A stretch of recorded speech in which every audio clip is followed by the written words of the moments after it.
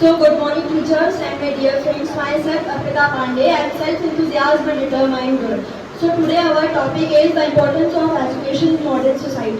Education and शिक्षा. शिक्षा एक संस्कृत शब्द है जो शिव धातु से मिलकर बना हुआ है। उसका अर्थ होता है सीखना और सिखाना।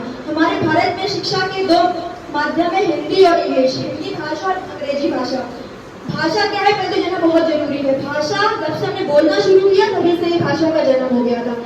शिक्षित होना मतलब शब्दों और शब्दकोशों को पढ़ लेना, समझना, लिखना नहीं होता है। वास्तव में कर्म को जानना ही शिक्षित होना होता है, क्योंकि जीवों में अक्सर अनपढ़ जीव भी हमको बहुत कुछ सिखा जाते हैं। जैसे नन्ही सी चींटी अपने कर्म से।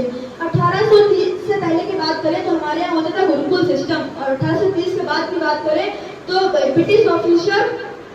ब्रिटिश ऑफिसर आए मैकॉले जी। उन्होंने क्या किया, सबको ट्रेडिशन कर दिया और इंग्लिश में सारा सिस्टम कर दिया था, क्योंकि उनको चाहिए था रोबोट्स काम करने के लिए। जैसे ही एक फैक्ट्री में वर्कर्स काम करते हैं, वैसे ही 8 घंटे उनको काम बनाने के लिए बच्चे चाहिए थे। और हमारे यहाँ ऐसे सिस्टम था पहले कि बच्चों को गुरुकुल में पढ़ा के अच्छी शिक्षा, धर्म के बारे में बताया जाता था। और जब मैकॉले जी आए तो उन्होंने कहा कि यहाँ के बच्चों को कोई कभी बेवकूफ नहीं बना सकता, कि यहाँ पे ऐसी शिक्षा दी जाती है तो कभी कोई गुलाम नहीं सकते हैं यहाँ के बच्चों को। उन्होंने क्या किया, 1857 में कानून पास किया, एजुकेशन एक्ट। उसमें उन्होंने बहुत सारे गुरुकुल को बंद कर दिया था, गुरुकुल को जला दिए थे, और उसमें जिन लोगों ने विरोध किया था उनको जेल भी भिजवा दिया गया था। तो ये तो इलीगल हुआ ना उस तरीके से।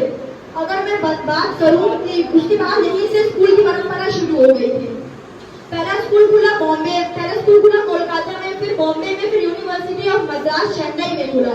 अगर मैं बात करूं कि गुरुकुल सिस्टम के अंदर वैदिक टाइम में 3 एजुकेशन सिस्टम मेजर थे, वो थे गुरुकुल, सम्मेलन और परिषद। और आज के टाइम में मॉडर्न एरा में जो है वो है प्राइमरी एजुकेशन, सेकेंडरी एजुकेशन और हायर एजुकेशन, जहाँ पे IIT, IIM जैसे यूनिवर्सिटीज की मैं बात करती हूँ।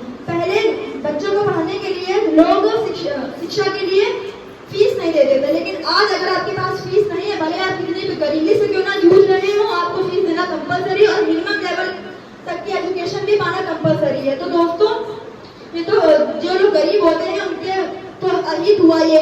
तो मेरा मानना है कि यहाँ पे लैक ऑफ डिसिप्लिन है, लैक ऑफ कॉन्फिडेंस है, या प्रैक्टिकल नॉलेज नहीं दी जाती है, स्पिरिचुअल नॉलेज नहीं दी जाती, जिससे जो हमारी रियल लाइफ में यूज होता है उसके बारे में कोई नहीं सिखाता है। A+B का होल स्क्वायर सभी लोग पढ़ते आ रहे हैं, लेकिन क्या किसी ने मुझे बताया है कि हमारी stress management, time management, productivity जैसी चीजें हमारी रियल लाइफ में जो यूज होती है, जिसके कारण बच्चे सुसाइड तक कर लेते हैं प्रेशर के कारण, तो उसका सोल्यूशन कैसे निकाला जाए।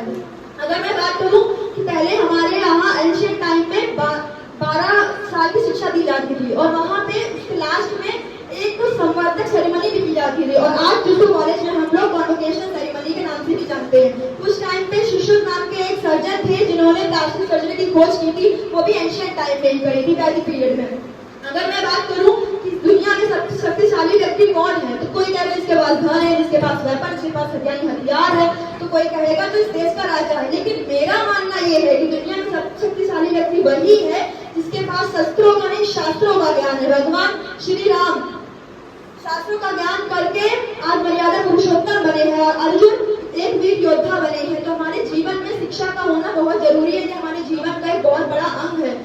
दोस्तों, अगर मैं पूछूं, मैं अपनी बात पे आऊं कि शिक्षा मतलब किसके लिए जरूरी है, वेपन, हथियार, शस्त्र, लेकिन अगर मैं पूछूं आपसे, एक राजा ने कहाँ विजय प्राप्त करी, कितने शस्त्र का यूज किया और कितने सैनिक थे वहां पर, शायद किसी को ना याद हो, लेकिन जीरो की खोज किसने करी और राष्ट्रगान किसने गाया, ये शायद सभी को याद होगा। तो दोस्तों, आर्यभट्ट, रविन्द्रनाथ टैगोर, विलियम शेक्सपियर नाम के जो लोग हैं, इनको उनकी जन्मभूमि में ही नहीं बल्कि पूरे विश्व में पूजा जाता है। तो ज्ञान से पाया हुआ व्यक्ति पूरे दुनिया में पूजा जाता है, ऐसा मेरा मानना है। So with this I and my speech, और एंड का मतलब अंत नहीं, एफर्ट नेवर एंड्स है यहाँ पे। Thank you and have a nice day.